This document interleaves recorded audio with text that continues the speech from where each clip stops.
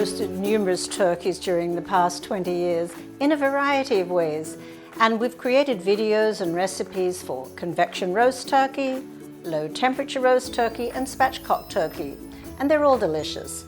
But I have never roasted a heritage turkey before. Heritage turkeys are pricey and they do fly first class to your door, so it is an investment, but hopefully the results are worth it. I was able to find some good information online with suggestions for the cooking time and temperature, but to be honest, it's going to be a leap of faith because not one recipe referenced using convection. Most recipes suggest cooking the bird at a fairly high temperature, and that always makes me nervous when cooking with convection because the circulating heat cooks from the edge to the center. If the temperature is too high, that can lead to uneven cooking. The farm website where I purchased the bird recommended brining, then cooking the bird at a lower temperature. I kind of like that idea. I'm going to skip the brining because meats cooked in convection have really great moisture retention. And from past experience, I have found that a brined bird is actually best cooked in the traditional roast or bake mode. Convection just keeps too much moisture in. So here's my leap of faith. I'm going to begin the cooking at 400 degrees for 15 minutes, then lower the temperature to 325 for the remainder of the cooking time.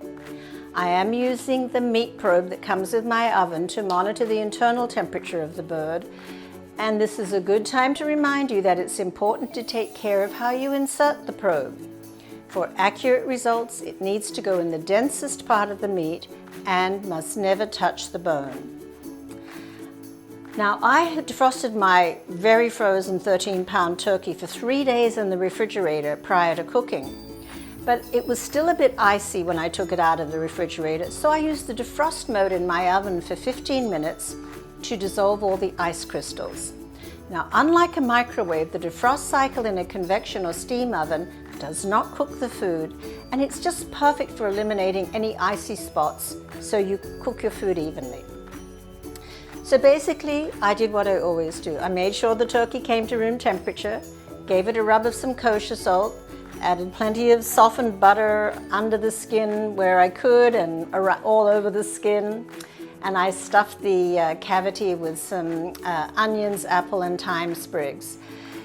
Now, when we roast turkeys in convection, the juice typically stays in the bird, so we don't get a lot of drippings, but I've added a little bit of stock to the pan to just so that we get a little bit of flavorful drippings there. So, the bird is going into the oven and we will all anxiously await the results. So, how did our experiment with convection heritage turkey go? Well, the guidelines for roasting a heritage turkey are to only roast the turkey to 140 degrees internal temperature. Now that's a little bit scary because we're used to roasting our regular turkeys to at least 165 degrees internal temperature. So the turkey took about an hour and a half, hour 40 minutes maybe, to get to that 140 degrees internal temperature. But while it was sitting, I was noticing that the juices were not quite clear, just a faint rosy tinge, so I did put it back for a few minutes. Now we do need to let it rest before we can carve it and eat it and give you an honest assessment of our experiment. But in the meantime, I did get enough sauce from the extra stock that I put in the pan. So, and I did add a little bit more chicken stock and a bit of wine, and I was able to deglaze the pan so that we will have a little bit of flavorful gravy to serve with our turkey. So, the honest assessment will be in the recipe. After we have rested and eaten the turkey, we'll share our results with you, so please check it out. Hi, I'm Larissa, your convection enthusiast. Convection cooking can make you a better cook. Check out my videos and I think you'll find that you'll do really, really well. And please like and subscribe.